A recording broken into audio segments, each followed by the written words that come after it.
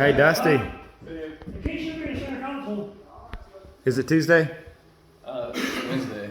We got a 2 for Wednesday then. Three.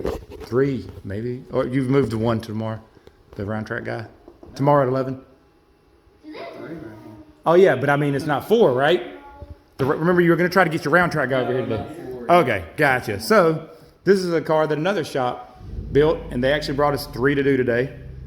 Yeah, Wilson Speed Shop. Yep. Southport. Yep.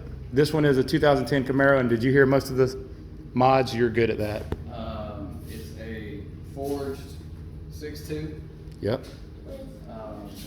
About 10.5 to 1 or so. It's got PRC heads, one of their cams, and long tube headers. Okay. 3.4. And it's making anywhere between 10 and 12 pounds of boost, depending on temperature. Yeah, which this is a right. They are float 6 tanks. rib. So about the 12 pounds of boost is about all you want to do on a. Yeah, PRC heads is a vet, right? This I is think so. float tank. No, this Yep. is Flowtech. This Yep. is Flowtech. And then the PRCs are in the other one. But it's also a straight drive car, which we'll see a reason I can bring that up here when we go through the dyno graphs. But you know, pretty stout combo with 12 pounds of boost. I guessed at about 670. I was a little low, but not far off. Yeah, cooled off at make good power. Yeah, we're having some clutch slip problems. And some belt issues. We put a smaller belt on it and kind of got as much belt wrap as we could to get as much tension as we could in the belt. But it's a 6 rib setup, still turns all accessories. So Yep. That limits you on how much boost you can we were run. able to get it to hold the boost in. Yep, 614 and 616. 93, right? Yep, and then 694 and 661 on E85. Something to note on this, the air fuel, of course, is the middle line. Pretty good. We shoot for about 11.5 on 93 especially. Leaning out a little bit on E85, but not a ton. But what I was going to show you is, this is the mile an hour. Yeah, calculated gear ratio. It's RPM over mile an hour, so you can tell if you have any kind of slip in the drive line. Obviously, you can see here, this is clutch slip, and this is clutch slip, but not as aggressively because you rolled into it a little bit. Yeah, towards the end I learned we had to roll into the throttle a little bit. But if you look at a lower power pull in the beginning for a reference line, Yep. and we zoom in a little bit here, this is no slip, so it's always got. So it was always bit of slipping a little bit? Just a little Okay. bit.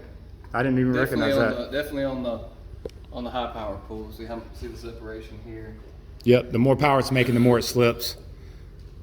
So So yeah, you already got a idea for that. I know in some of your other videos, I think like Juan's car, we talked about the McLeod clutches, and this has the McLeod clutch that. it's a common problem on the Camaro specifically that I've seen, and they've been through a couple clutches because of it. But the stack height's too high, the clutch is basically too thick, and the fingers are too close to the slave. So without doing some machining on the slave or transmission phase, or potentially spacing between the transmission and bell housing, as the clutch wears, it gets worse. The fingers get closer to the slave, and then it puts pressure on the release bearing. So you're basically letting the clutch out the whole time it's running, and it'll Understood. burn up a release bearing too, and melt the support if you don't have a billet. Yeah, it would have easily made 700 horsepower and 700 foot-pounds.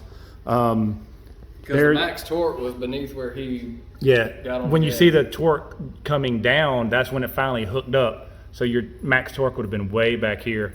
And overall, we're pretty conservative on this one. I had somebody ask for some more specifics, so I'll go a few on this one. We ended up about 14, 15 degrees on 93, and as the boost slip occurs, and it goes up a little bit because the cylinder air mass decreases, on 93 this will be about 19, 20 degrees on it now.